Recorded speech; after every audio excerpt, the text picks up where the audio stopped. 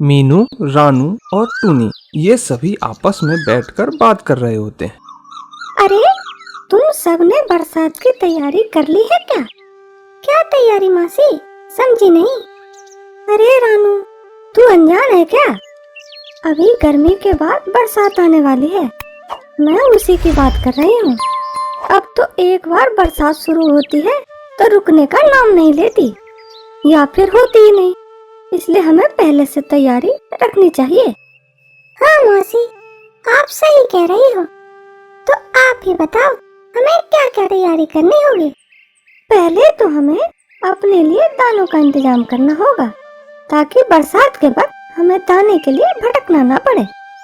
और दूसरा, हमें मजबूत घर बनाना होगा और मजबूत पेड़ पर, ताकि बरसात में हमारा घर ना टूटे और हमें ये परेशानी ना झेलनी पड़े।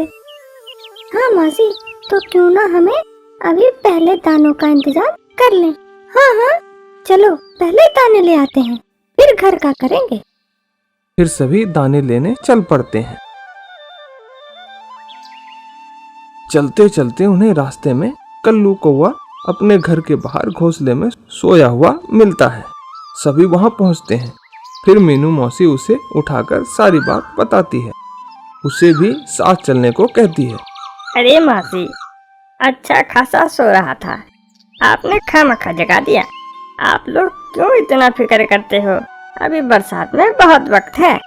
आप लोग जाने क्यों इतनी जल्दबाजी कर रहे हो? मैं आपको बता दूं, मैं अपनी जिंदगी अपने तरीके से जीता हूँ। एक तो जिंदगी मिली है, उसे भी भाग दौड़ कर बर्बाद कर लूँ।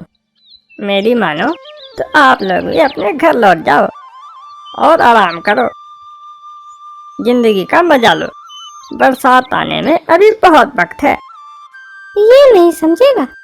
चलो हम चलते हैं, इसको समझाना मेरे बस की बात नहीं। फिर सभी पास के खेतों की तरफ चल पड़ते हैं और इधर कल्लू फिर से आराम से सो जाता है। वे सब वहां से दाने चुनकर अपने घर की तरफ लौट चले। अब सबों के पास पूरे बरसात के लिए अनाज के दाने थे।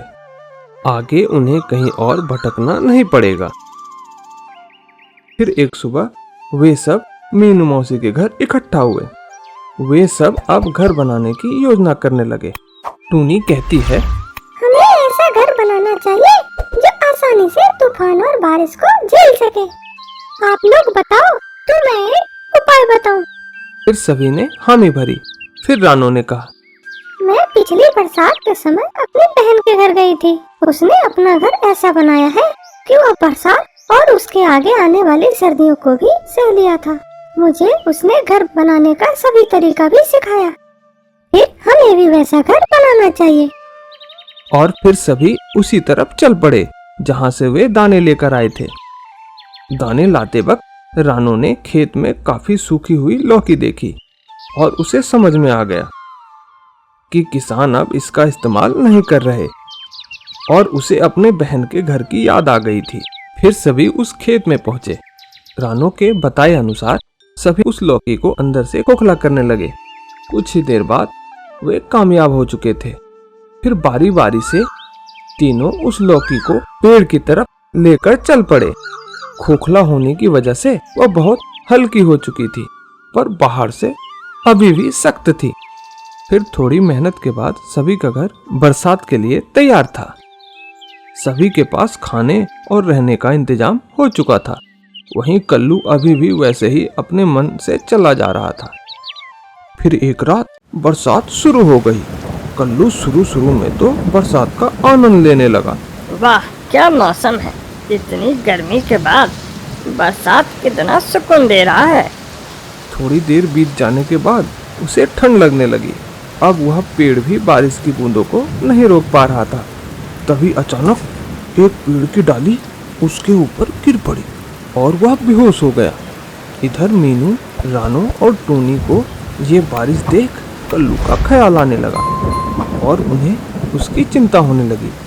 तब सभी एक साथ कल्लू के घर की तरफ जाने का फैसला किया।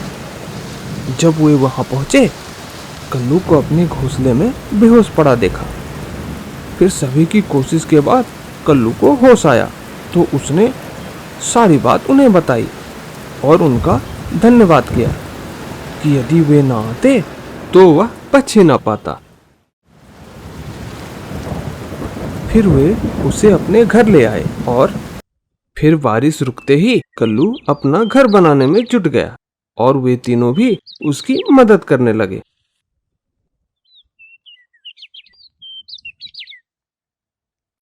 दोस्तों, अगर मेरी कहानी आपको अच्छी लगती है तो चैनल को लाइक और सब्सक्राइब करना ना भूलें।